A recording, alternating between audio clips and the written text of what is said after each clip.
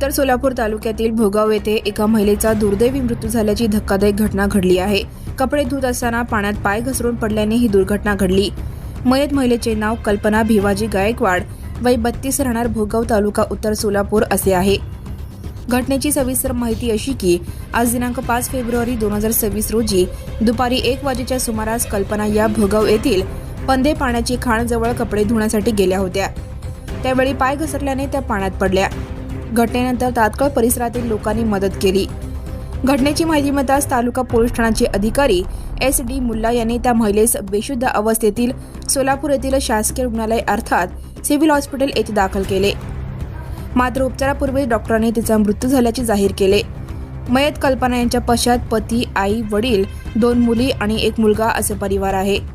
या अपघातामुळे परिसरात शोककळ पसरली असून ग्रामस्थांनी संवेदना व्यक्त केल्या आहेत। Subscribe now and press the bell icon. Never miss an